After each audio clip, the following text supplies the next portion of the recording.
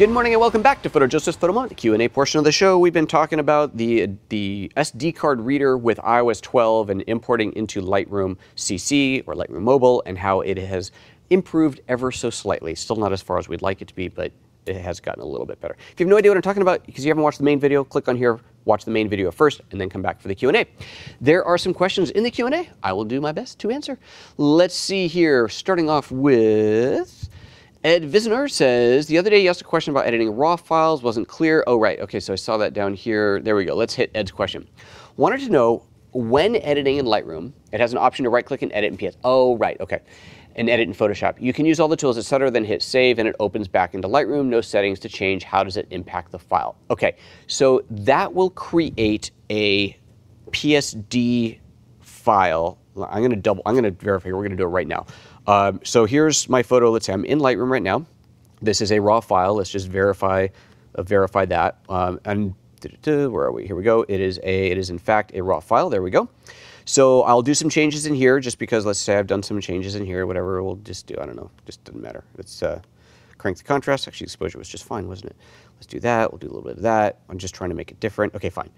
And then I want to edit this inside of Photoshop. So up here it says edit in Photoshop. Now, you didn't say, I don't know if you're talking about using Lightroom CC or Lightroom Classic. It should be the same. So it is launching Photoshop right now. And it's going to ask for permissions because I've just installed. Oh, yeah, and by the way, I'm running in dark mode because I figured why not. Not so sure if that's a good idea or not, but there you go.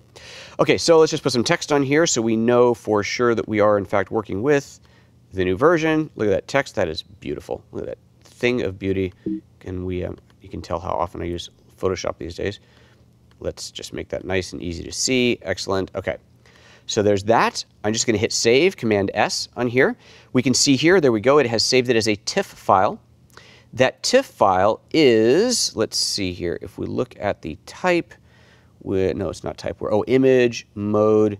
There we go. Oop, image mode. It is a 16-bit TIFF file. That's the key. That's what we wanted to know on there. So Lightroom CC and Lightroom Classic, I'm sure it's exactly the same, is creating a 16-bit TIFF file and opening that over in Photoshop. So going back to the question that you had asked last week about how it affects the file, I was explaining how if you were to be working in 8-bit, so your camera's shooting probably 10, 12, 14 bits, if you had overexposed, underexposed, you had data that was outside of the standard 8-bit range, and you took that file without making any corrections to it and sent it off to another app like Photoshop or somewhere else as an 8-bit file, you would have been clipping off some of your shadow and highlight detail. So you would need to bring it back into place in advance. In this case, though, because it's sending off a 16-bit file, you don't have to worry about that. All of your raw data is effectively still there.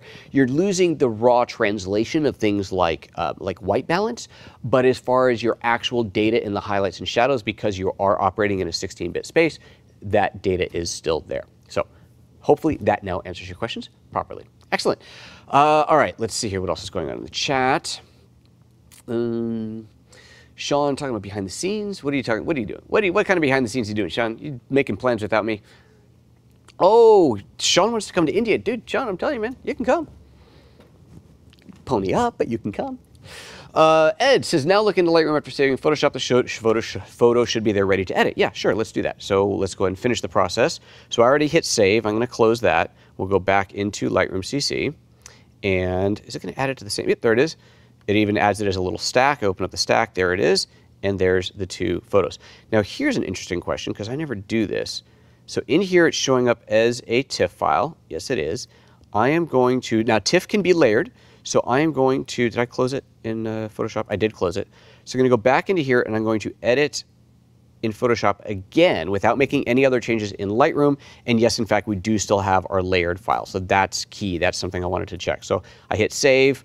Close this, go back into Lightroom, and give it a moment. It refreshes. Oh, it actually created a duplicate. Oh, that's kind of annoying.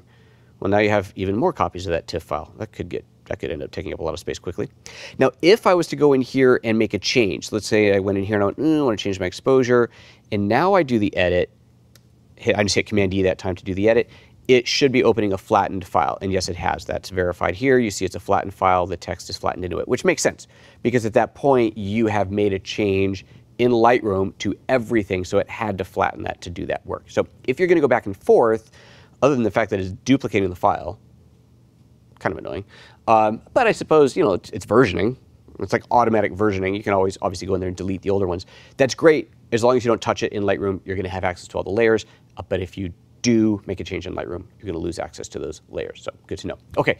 Sean Mark Nipper says, do I remember correctly? I hope so. Are you correctly suggesting that when wirelessly connecting to a GH5, I should use the Bluetooth over the Wi-Fi? No. So when you're connecting to transfer files between your GH5 or GH5S or G9 to an iOS device or an Android device, doesn't matter, that transfer happens over Wi-Fi. However, the cameras also have Bluetooth in them.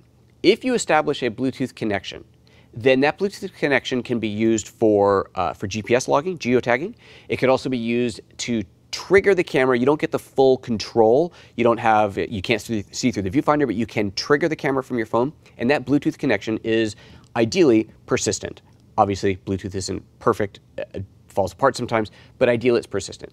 Once you've made that Bluetooth connection, making the Wi-Fi connection should be faster, easier, more reliable. Faster, easier, more reliable. So that's what it should be. Now, you know, you never know. Things change, but that's ideal situation of what it should be. So you do not have to make the Bluetooth connection, but by doing it, you have the connection, things should be better. Okay, let's see here. Ed says, thanks for the great and informed answer. You are quite welcome. And I guess that's it. No other questions on there. All right, well, that was an easy Q&A, but good. I'm glad. Thank you for tying in the Lightroom to the Lightroom. That's always nice when things kind of tie together like that. Friday's show, I think what I'm going to do is talk about designing a LUT for still photography under GH5. I mean, obviously, you can use the same ones for video, but it's just kind of a cool thing because you can do LUTs for. I think that's what I'm going to do. I got to do some experimenting, but it could be an interesting show. Thursday, tomorrow, live training. We're doing Filmic Pro on the iPhone. That's going to be exciting.